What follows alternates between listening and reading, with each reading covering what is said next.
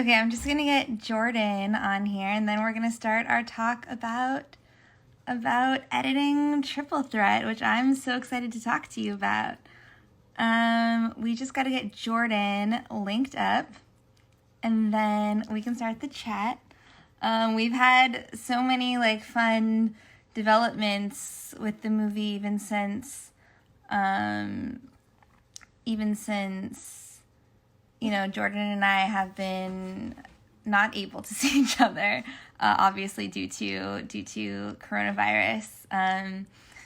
And yeah, so hopefully she'll get on here soon, and then we'll begin talking about it. But if anybody, oh, here she is! Yay, Jordan! And if anyone has any questions, please type them in, and we will talk to you all about the editing process. Jordan, I think you need to hit your button that says request to be in the video. With Jordan made. No, I can do it for you. I know how to use Instagram. Sort of. Here we go. See, I told you I knew how to use Instagram. Hi. There they are. There's Jordan. Hi. Hold on. I'm so sweaty right now. You're so sweaty. Did you have a good workout? Oh, I didn't work out. You're just sweaty? Yeah. I think I'm a recluse. I'm getting recluse. I'm getting on here and talking to you guys. How are you? I'm good.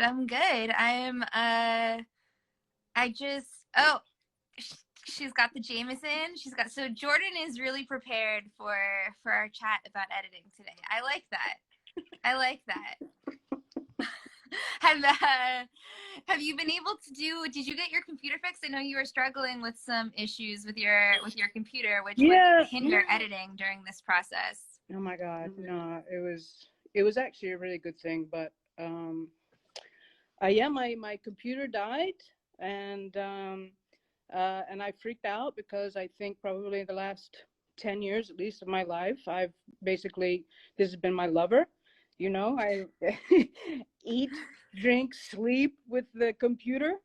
And I think any filmmaker really can relate to that, because we're just fucking going, right? Oh, I can relate to that. I was writing a script once.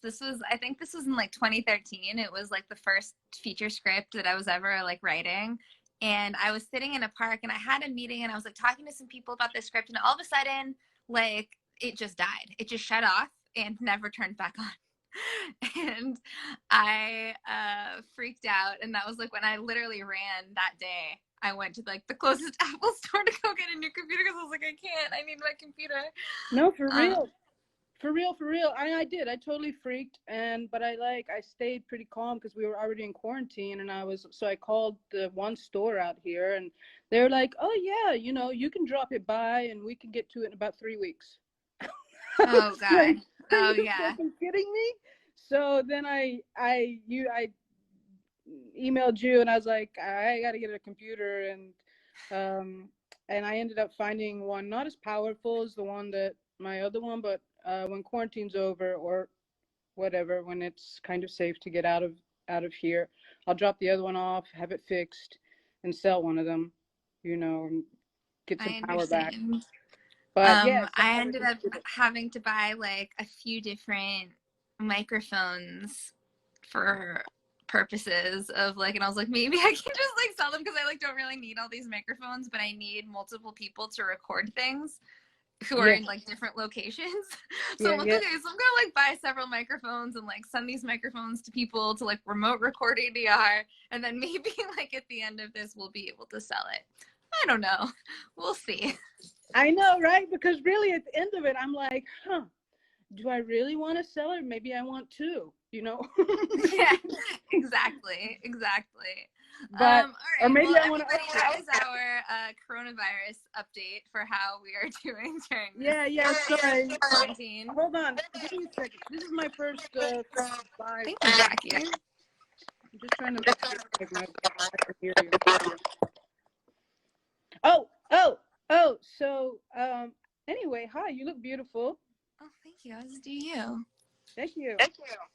Um, yeah, so let's talk about editing together, because for me, working with you as an editor was like such an incredible thing, and I don't know that like what we that what we were able to do together, that what like even like I still feel like we're doing is something that like would work with everybody, or would work with like all collaborations, Mm. but I think that we found something really beautiful as to how we made our sort of work Well, collaboration happen.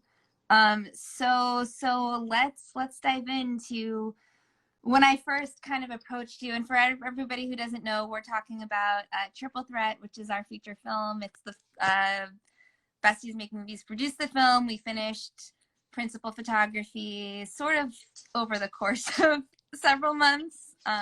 Officially stopped shooting in January. That we've shot a pickup scene, which I shuttled to Jordan remotely, and I was like, "Hey, Jordan, we shot something new. Surprise!" um, and but I approached you back in, what was it, like maybe September or October? When October. did you I was officially still, start? October? yeah, yeah, October. And I mean, first of all, um, it was cool because you're the first filmmaker. I mean, really, you're the first filmmaker in general that has offered me editing work. Most people see me as a writer director, and you see me as a multi hyphen. I do see you as a multi. Well, I think because we met, we've done a lot of things together. Like, I met you, I produced something that you directed, and then you produced something I directed, and yes, then right. you edited the trailer. I mean, how I actually ended up thinking of you for this was Mars was trying to find somebody to edit a trailer for 2 weeks, which is another short film that we made, and you had edited the Linked trailer. Mm-hmm. And so I was like, oh, Jordan should do that. And I was like, wait, why haven't I thought about Jordan to edit like Triple Threat? Like, because that collaboration went so well, I thought, when we worked on the Links trailer together. So that's how I came to you. And I do think, I mean, I think you're an amazing editor. Well, Yeah. thank you. I think you're an amazing director and Thank you. editor and multi hyphenate. I think that that's. I also think that that's why this worked because you have such incredible knowledge of so many positions, right? So when you knew exactly what you wanted as a director. Um, and I felt like you always knew it, which is why you were always going back and doing reshoots. You took a look at the material, and we would look at the story, and then you would be like, huh, is this working? Is this not working?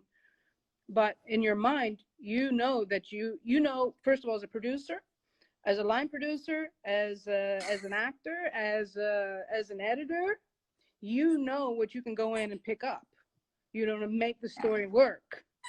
So even if I mean, I think there was only one scene that you picked up we didn't use, right? The one outside with the coffee cup between Gus and Maggie.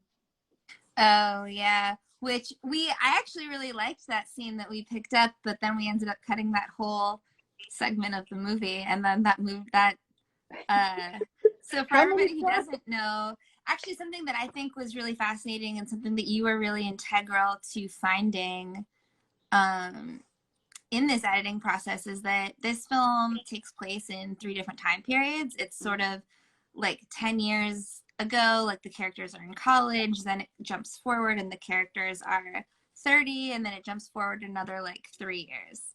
And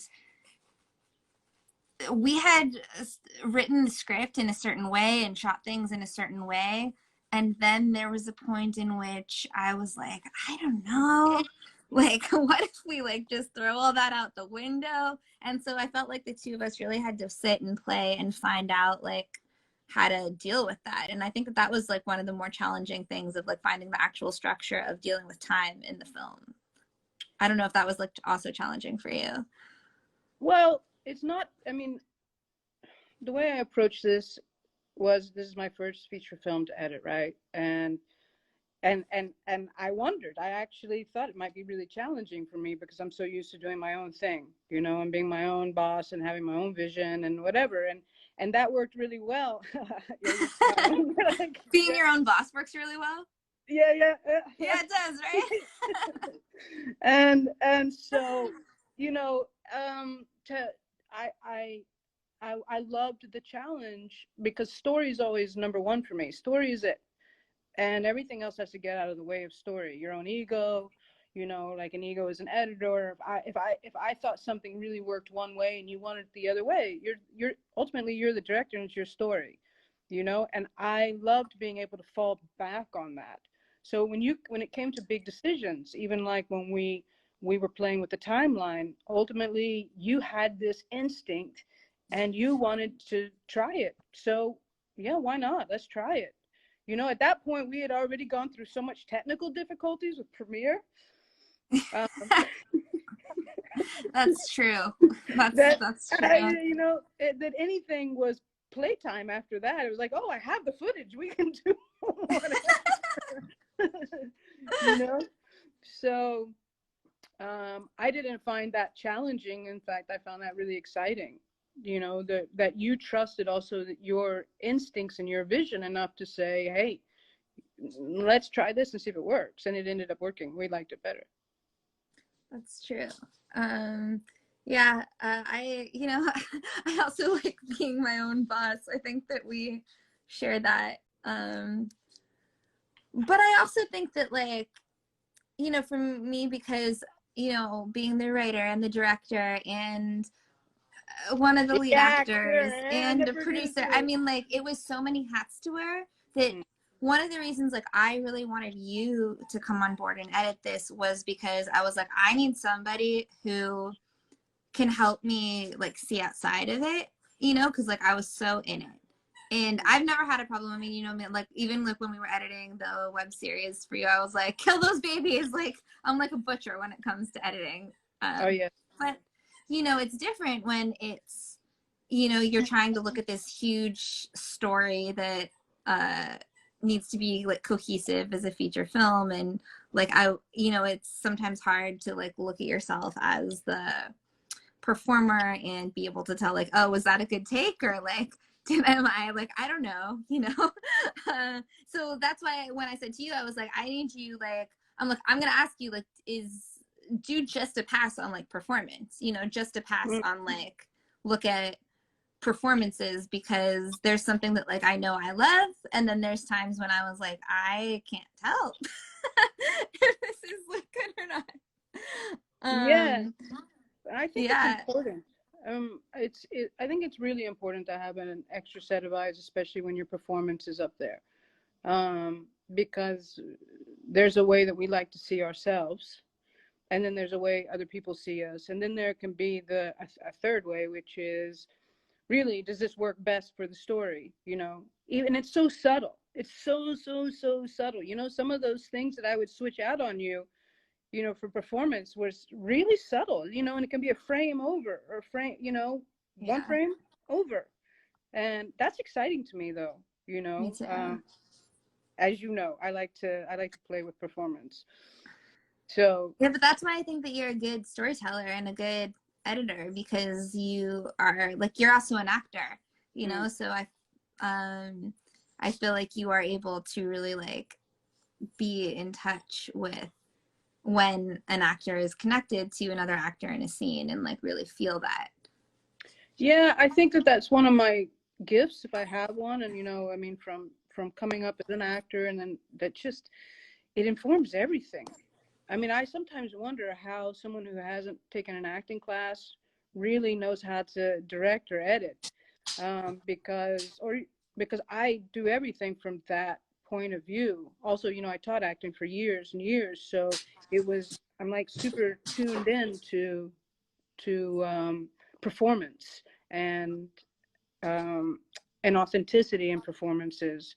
And it's tough. I mean, you take a bunch of takes and there can be an incredible performance, but you know, especially if it's a two shot, one of you can be on and one of you cannot be on, you know, and then you have to make these decisions that are not necessarily performance based, but then they're technical, because you both have Yeah. to be, you know what I mean? You both have to be in your moment there.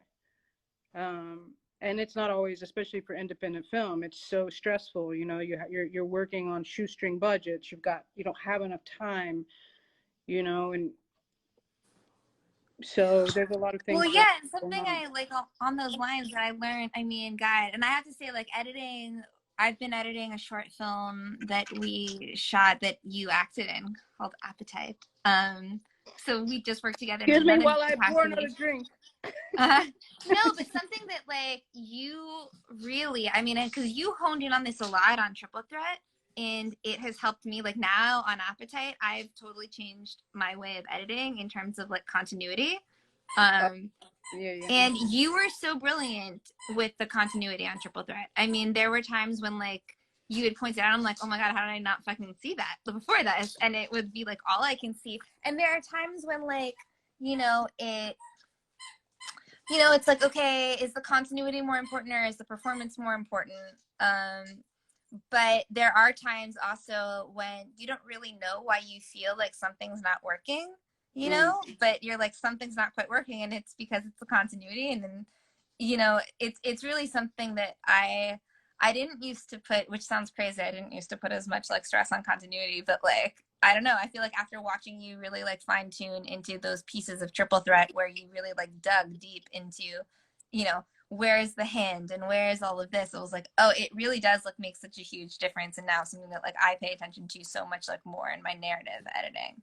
That's actually one of the first things that I learned from in editing. Like the very first thing I ever edited was like in the middle of the night. A friend of mine let me go and taught me a little bit on Avid, and I had some footage that I had shot, and I made this tone poem and of myself. So and but one of the things that she taught me, because she edited a lot, was exactly that. Watch for the moments where like you can catch that just perfectly, that movement, you know, maybe it's an eye movement, and that makes that transition so much easier from maybe a medium or a wide into a close-up, you know. So I think of the flow of that a lot, you know. And Yeah. they say that great editor Walter Murch, I think's his name, and he has a book called In a Blink of the Eye, and he talks about that. I mean, our eye catches it. So and if it and you know if and the other thing I think that maybe I don't know, you tell me, but I can justify almost anything. So sometimes, and I think that comes from being an actor, right? We Yeah. create these circumstances and we can figure out a way to justify them because we have to. And so sometimes you can justify a cut that doesn't, you know, in your brain. And so Yeah. you're like, okay, and you move on, because on a feature film, my God, the size of it just blew my mind all the time. I was like, oh my God,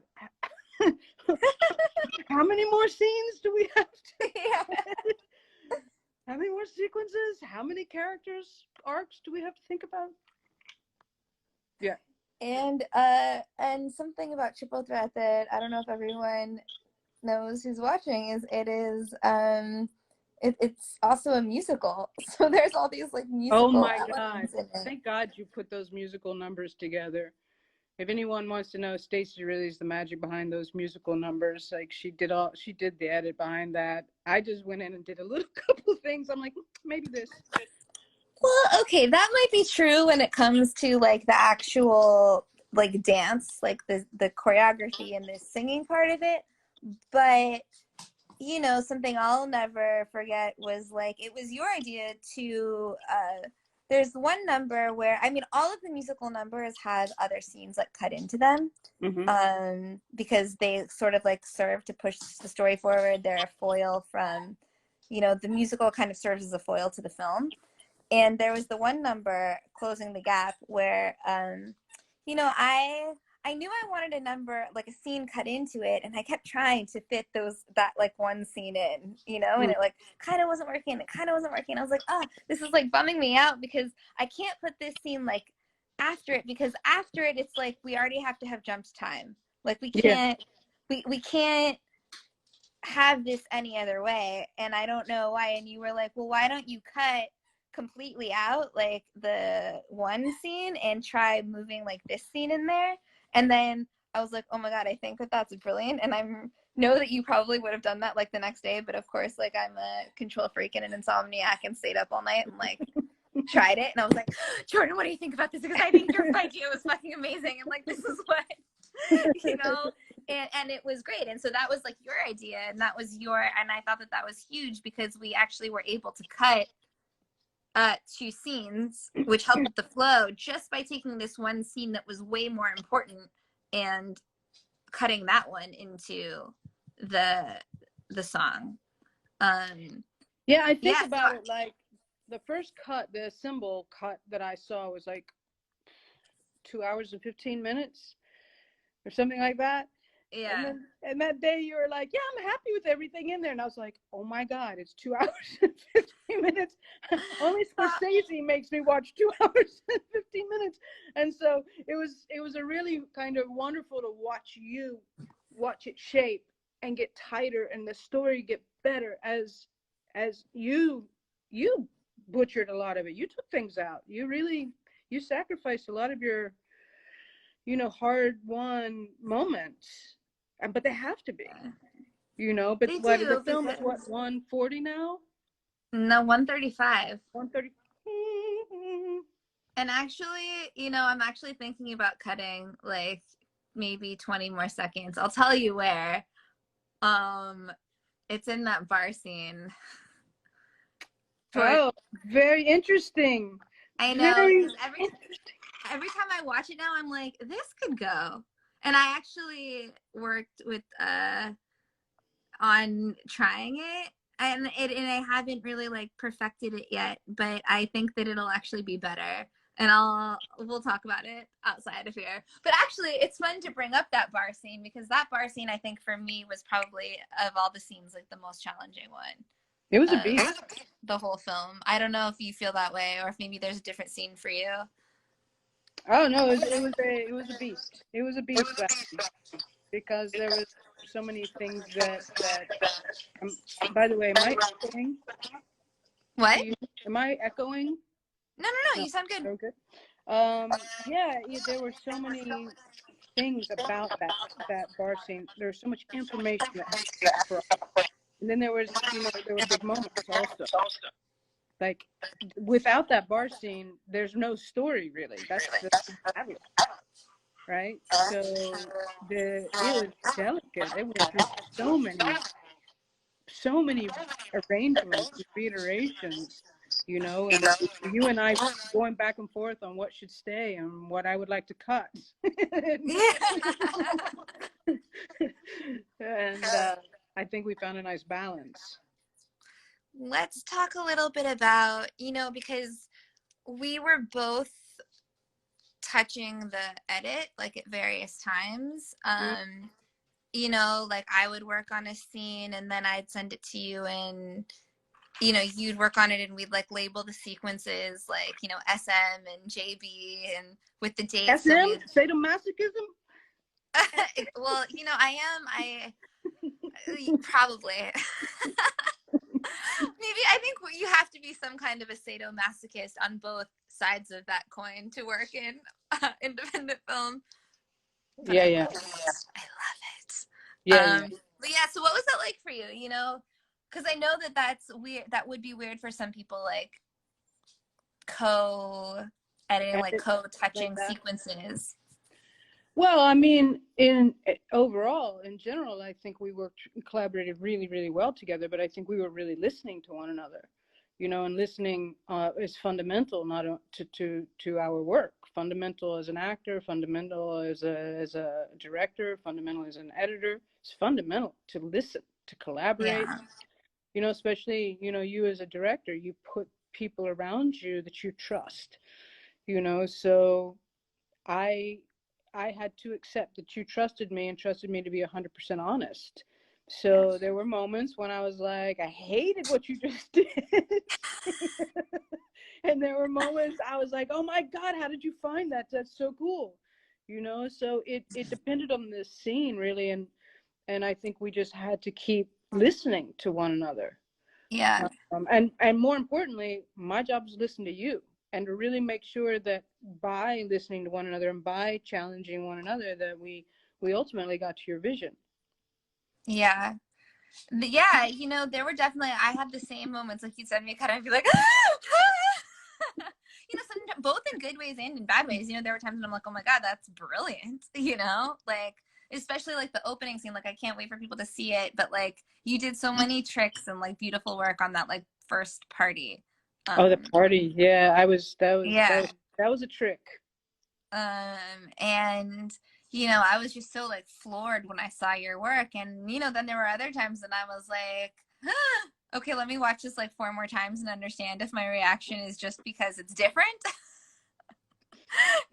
or because like I actually feel that way. And there were times, yeah, like I would watch it like 4 or 5 times, and then I'd be like, okay, 4 times later I understand, why you did what you did, and I understand the point, and now let me go and let that marinate and sit in my soul for, you know, Yeah, a and little bit and see it.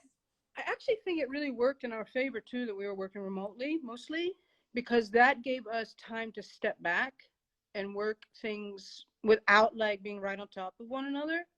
Yeah. For me, there was a real freedom in that. Sometimes you'd be like, "How's it going?" I'd be like, "It's going. I'll talk to you in a couple days." you know? And Anything I'd you be want like, to do show to me? do, so No. the new cut. But it's I mean, yeah, but what you're saying is like you could watch it 4 more times and I could just relax and wait for you to get back to me with direction, Yeah. or here's what I did with the cut that you did, or I don't like what you did. This is the direction I'd like for it to go in. And I don't know, I felt like from my point of view, the relationship was extremely fulfilling I because agree. because we you listened. I mean, as a director, you didn't. I hear lots of stories about directors coming in and it's just like, this is it, this is what I want, and fuck your ideas, just put it together. And instead we had this, what I loved, like I felt every day like valued by what I brought to the table artistically. And I used to write you and be like, thank you so much. It was just I'm just so happy. I just thank you for this opportunity, because I was learning so much, because it's a whole different thing to cut your own stuff, which is what I always do and did, because you don't get feedback. You're not, it's just you. So with you, we were able to like build something together, which was just and something that we both love, which is telling stories. I don't know. I can't wait to do it Uh-huh. again. Me too. So many And things. like, yeah, I mean, I feel the exact same way. Like, I felt so much joy. And you said this earlier, that like, you have to surround yourself with people that you trust and that you love and that you want their opinion on. Like, I think for me, in terms of like directing, it's like, as the director, I have to be very confident in the vision and in the idea. And it's my job to, sort of be the captain of the ship and make sure that like everything that we had, like all the ideas that were brought in along the way from all the different parts are like being seen through to the end. Yeah. But at the same time, like, I don't want to just tell you what to do, like, because for me, it's the job of an editor is to, it's like you're rewriting the story again, and I don't want my job to be to tell you how to do that or how to find the nuance or how to find the space and moments, because I think being an editor, and as somebody who edits and as somebody who has edited like other people's narrative things, like I think being an editor is incredibly creative, Mm-hmm. and that you can mold and shape. It's your job to like mold and shape the story. Yeah. Yeah. And so like, while, yeah, like you know, if I feel really strongly about something, like I'll say it. I also want you to have the space to go try it and not be like, this is what you have to do, because I don't think that serves filmmaking. I think filmmaking is a collaborative process. It is, but you know, we know stories of where it's not, and so I think that that's why, you know, coming on to my first feature to with you and to work with a director, I didn't really know exactly what I was going to get into as far as that, you know, and I also know you got a very strong vision, you know, and I also know strong personality as well. So, but that's the beauty of like that effect, you know. When I take a look at like what I looked at in the frame and what you accomplished for the, for and how you put it together. You know, I used to say, I was like, oh my God, I just like, sometimes I'm like, oh my God, how did she do this? Like, and I know it took forever. It took a lot of different shoots and, you know, and hustling tons of money. But then, you know, and there are, like all of us, I think, you know, there are, in the indie world, you know, that it's like, you wish that you had like more time, more money. But I look at this thing and I'm like, oh my God, it's amazing what Stacey accomplished. It's fucking amazing, you know. So it felt so good to be a part of like bringing that to life. You know, it's I don't know if I'm making sense, but it No, you was are. And I mean, it's you're such a huge part of bringing it to life, you know, because what it without editing, the film is just, you know, on a hard drive. it's just on a hard drive. Raw, It, yeah, right? and yeah, God knows I got a lot of those things sitting on hard drives right now, you know. And you know, and um, here's something interesting I thought a lot about today, knowing we were going to talk, is that in this weird time that we're all in some ways, it really prepared us to be able to work remotely. yeah, Um, you know, you don't have to be in the same room. It was nice every once in a while we got in the same room together, but yeah. you know, But we I also sort of figure out how to work remotely, like before all this happened. So it, you know, because you were live 2 hours away, um, so we weren't able to just sit all the time. yeah, and I think now it's like uh you know, a lot of people, and I think it's going to be very interesting for directors that want to be like right on top of their editor, you know, Yeah. or it's going to be harder for them, you know, than someone like yourself who's like, all right, well, she's 2 hours away from me, but she's got the files now. And they're opening in Premiere. Yeah. We had a lot of Premiere issues because we edited in Premiere. Though, you know, it largely worked out, but there were times when technical challenges arose. Major, major, Major major, technical challenges. major. That first month, I think that's all we did. The first, I think, going into like November, you were just like, how do you not have those files? I was like, I don't have these files. And we finally figured out it. Premiere was not being helpful. Yeah, well, I think they were also like doing some updates at that time, and they were like, I Yeah, don't know. yeah, yeah, Um, yeah. and Hold on one Premiere second. is always like, I love the program. Like I learned how to edit on Premiere. Hold I on. think it's a great program. But for anybody watching who is an editor, yeah, I think especially when Premiere does updates for the first like week or two of the update, it can be really glitchy. Mm, Um, and you kind of have to figure out your way around the glitches, and then they release like new updates like right away, and then it all like works itself out, and it gets like much smoother and much better. But it can be glitchy like right at a new update. it was, it was crazy, but once we got that figured out, it was pretty much smooth sailing, except for, you know, oh, I have some, oh, oh, well, actually, I don't know how many like little funny things I can say on this. Like, you're like, oh, here's a scene, but I don't know why the it's two different scenes with the same scene numbers in the elevator scene. Oh God, yeah. Okay, I'll tell this tidbit. So what happened was we shot a pickup scene, and actually I love the scene. It came out really great. Yes. It looks great.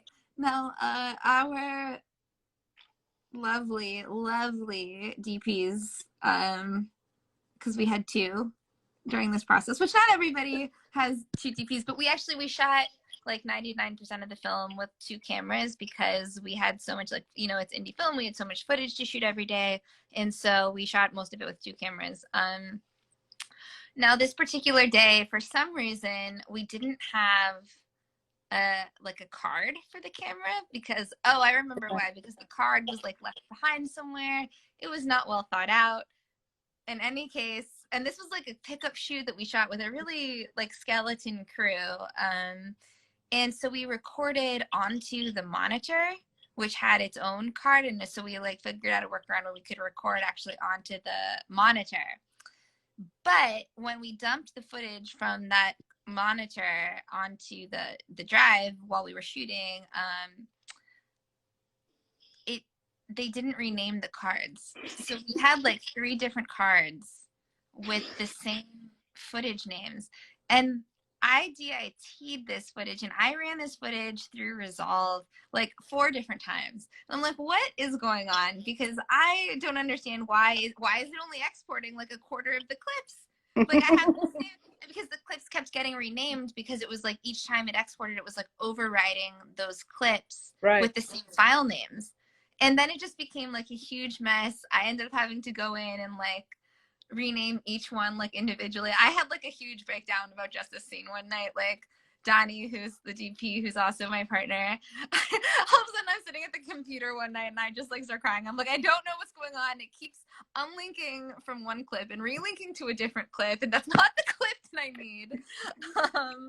It was very stressful, and we ended up having to go through and like individually rename each clip, both in the proxy footage, because we created proxies out of them because we shot 4.6K, so we created 1080 proxies. This is all technical stuff if anybody's interested. We created 1080 proxies, and so we actually had to rename the proxy footage and the raw footage because we shot in a Blackmagic RAW format. So then when it reconnected in the raw footage, so it would also reconnect to the right footage because the raw was also named incorrectly.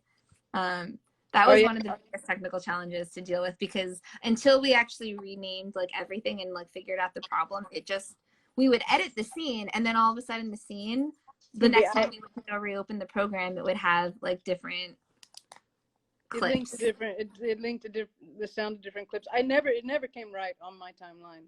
I always was just like, well, the only time I actually got my hands on that scene, I think, was at your house. Because when you came over and you edited it at my house. Because it would never sync right on my computer, ever. So that's because on your drive, because when you were at my house, we were working off of my drive, and what we needed to do was also rename the clips on your drive. It was a mess. That went on to be a mess like for some time until we eventually even like renamed the raw footage, because then it would try to relink. Even after I renamed the proxies, I thought it would just keep relinking to the proxies, but then it would want to relink to the raw footage, and it was like a whole situation. This is like one scene, so no, but I think it's good to talk about independent film making is hard, and things happen. You know, you're with a skeleton crew, and they're talented and committed individuals, and then something happens, and you know, and we just have to deal with it. We can't you can't lose sight of what's happening, you know. You might have there's so many, you know, and I think that like we're lucky, you know, as independent filmmakers, like especially, you know, I think that one of the ways that like Besties Make Movies has been able to produce so much content and to like create and like even make Triple Threat happen is that so many people working on the production had like such a wide skill set, you know, like there were, you know, like we all like we, you know,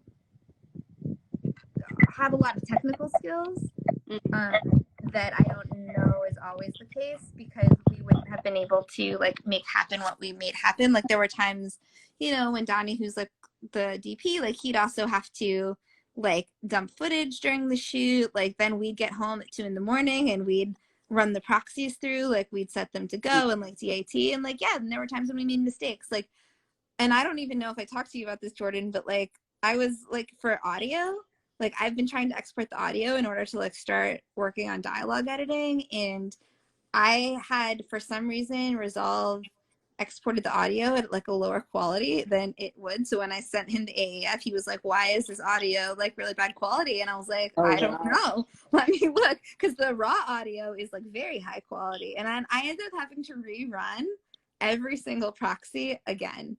I had to rerun all of it again so I could render out the high quality audio.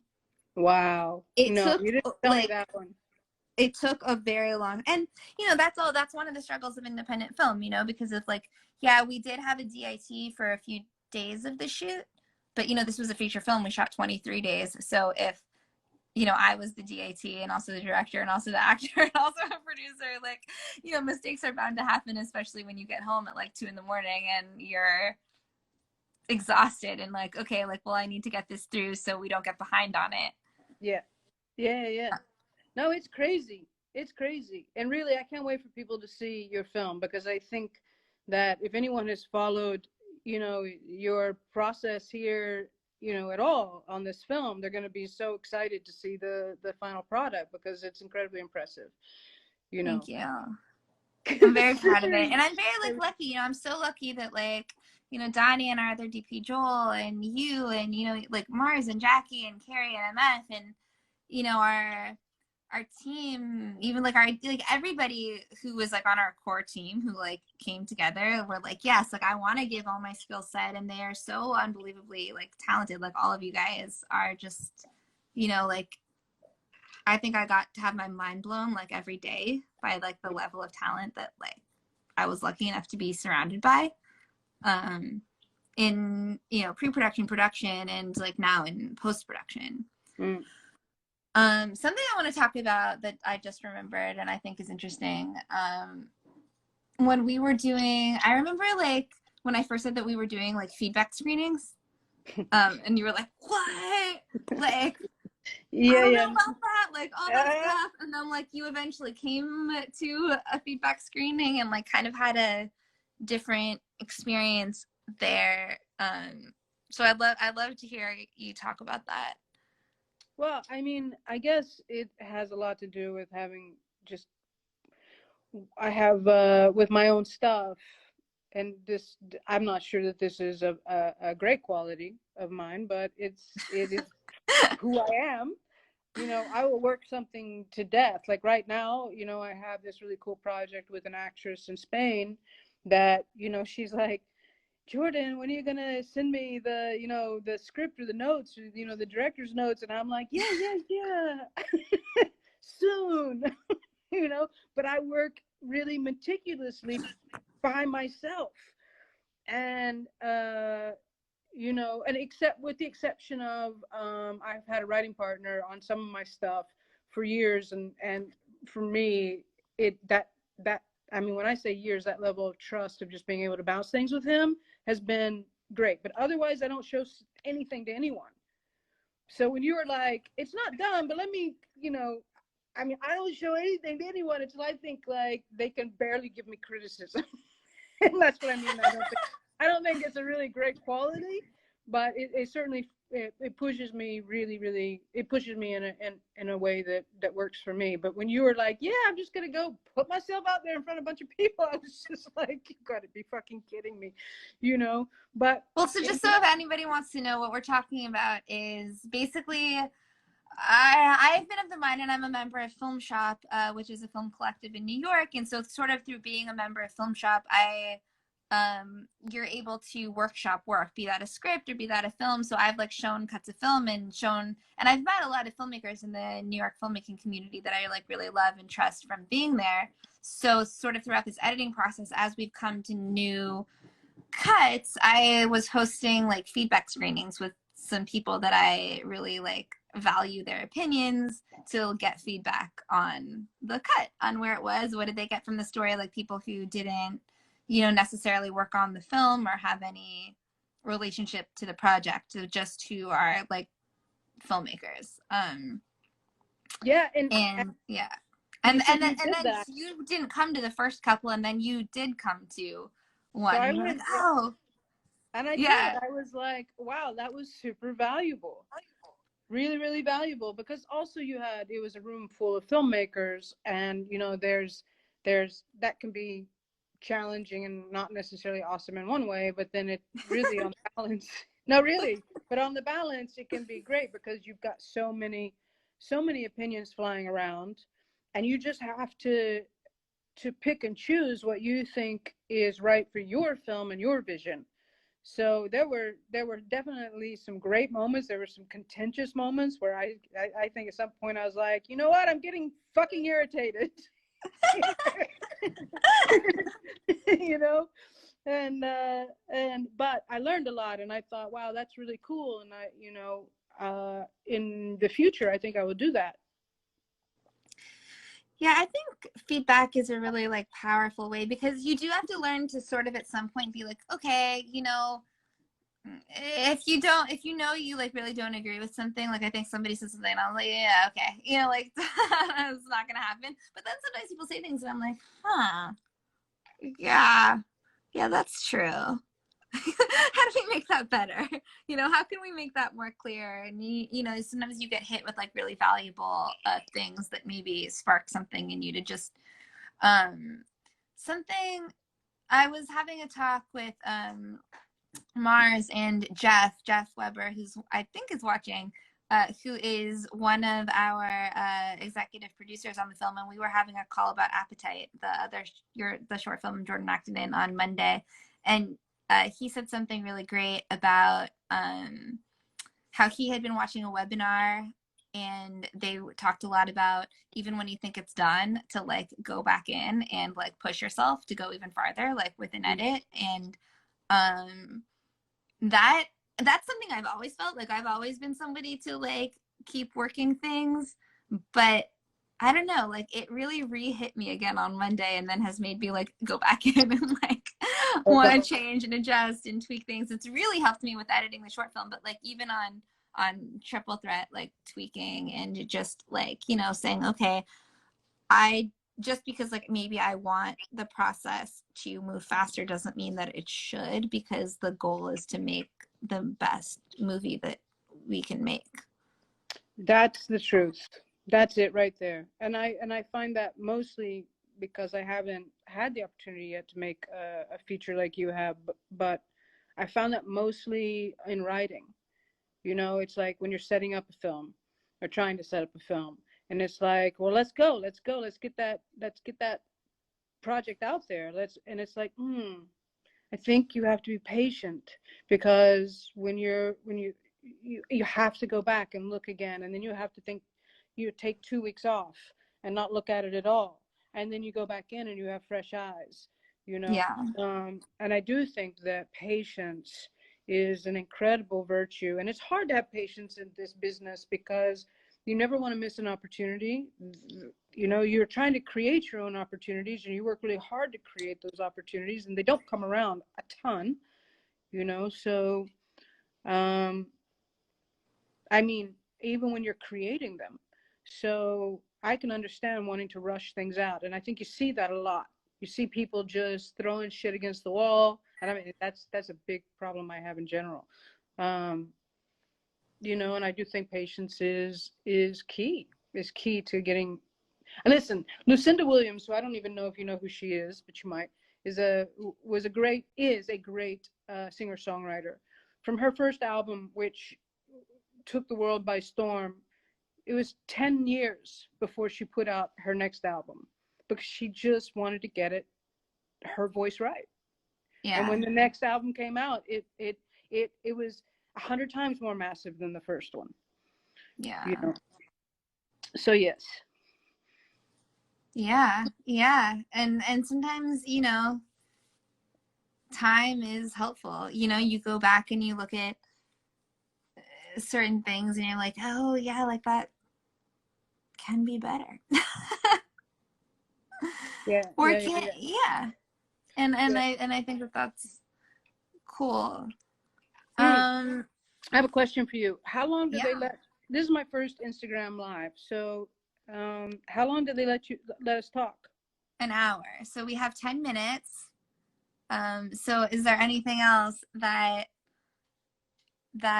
you know you find important to say that I we haven't brought up? I think I have to reveal something. Okay.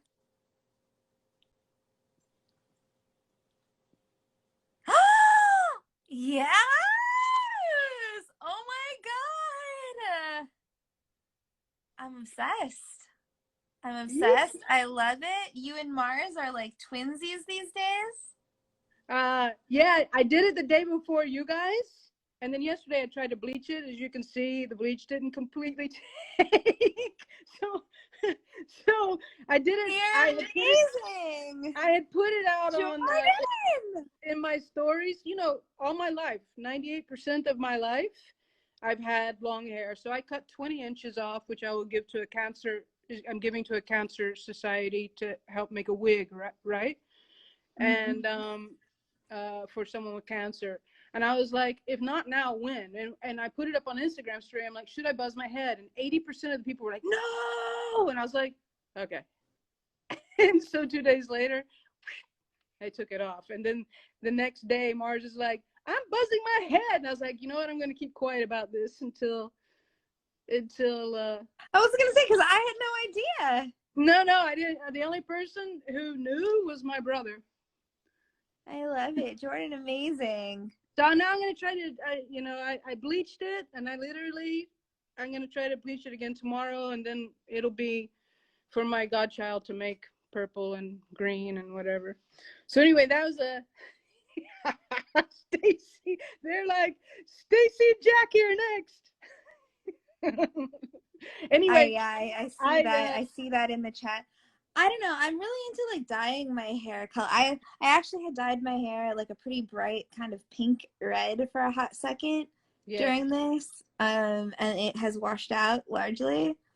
yeah, Um, but I've been really into dyeing my hair like more fun colors than I normally dye my hair.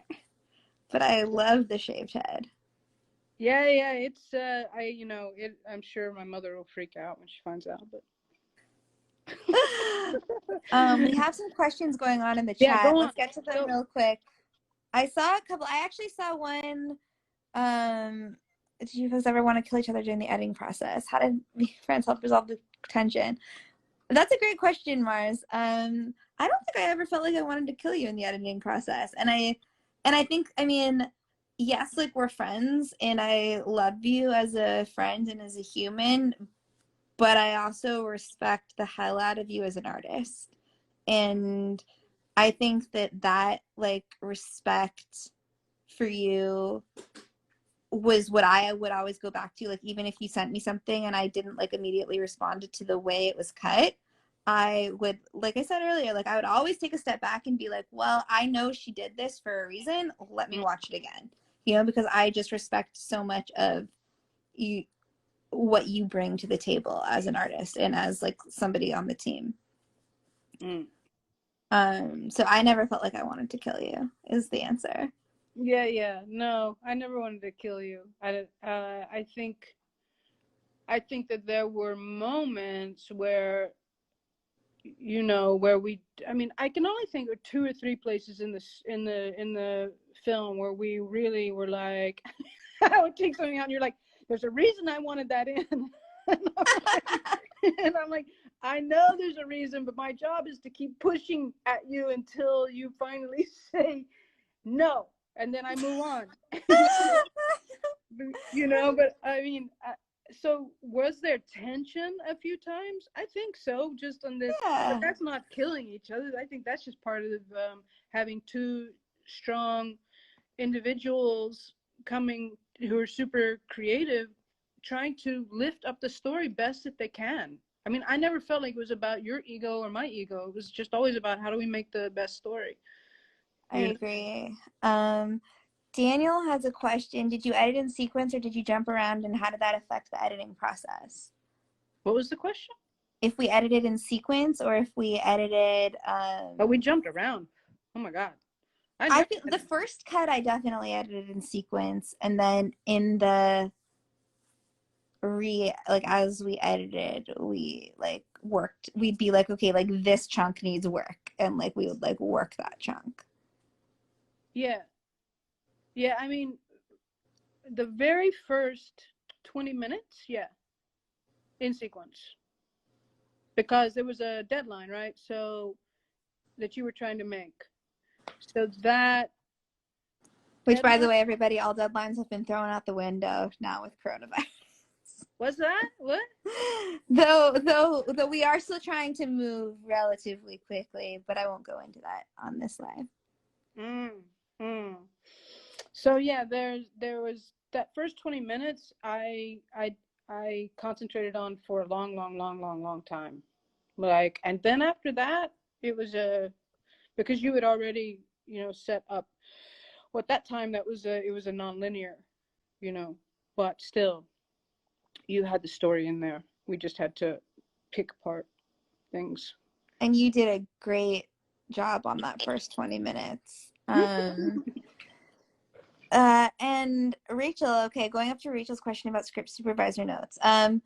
I'll comment on that. Jordan, I don't know how much you use the scripty notes. Rachel, for me, what the notes were most helpful to me when I was editing the musical sequences, like especially like the pool dance, because we had so much coverage of it, and I like couldn't like just looking seeing 51A, 51B, 51C, I was like, like it would drive me crazy because I'm like, I want us a fucking close up. Like, where's the close up?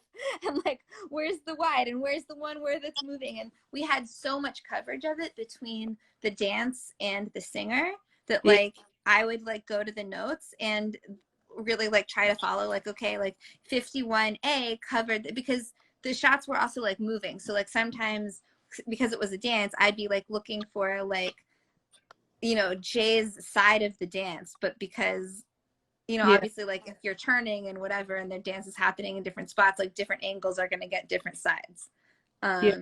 So I followed those notes like really closely, like especially I remember like that scene specifically. And also for me, when I was doing the first cut of it, the bar scene, like trying to remember like, okay, this is like, and I say Mara's close up, Jay's close up, and sorry guys, that's my dog. Aria's got something to say. She's staring out the window. We only have 2 minutes. Yeah, so Rachel, the notes were really helpful when we had tons of coverage on those scenes, and I was really able to like dig in and like find be able to edit quicker, because I didn't always have to just be like clicking and like desperately trying to find when there's like 30 different shots in the scene with the one I was actually like looking for. We have 1:44 remaining. Oh, Donnie had a question about your next project. Jordan, what are you working on right now? At the moment, well, I'm very invested in Spain and Spanish actors and projects there, and so I have one project that is almost set up, but we'll see what the borders have to stay open for these things, and then there's a screenplay I'm working on right now with, and if you love vis-a-vis like you do, Locked Up, I do, then you will know that I'm super lucky to have Maggie as my partner on this project, and she plays Macarena. That's amazing. So that happened literally the day before I went into quarantine. Her saying yes. Well, here's to the world reopening and to all of the projects that we have going on. Triple Threat finding its home in the world, your scripts being made. We have several. We're in post on Appetite, getting that out there. I'm writing a few new screenplays I would love to produce in 2021. So here's to an industry that comes back vibrantly and full of life. and love, where we can all be sweating and happy in a room together again, creating. Yes, yes, yes, yes, yes. And that's my wish for the world with 10 seconds remaining. Thank you, everybody, so much for tuning in and watching. Jordan, you're amazing. Love I you love all. it. Bye.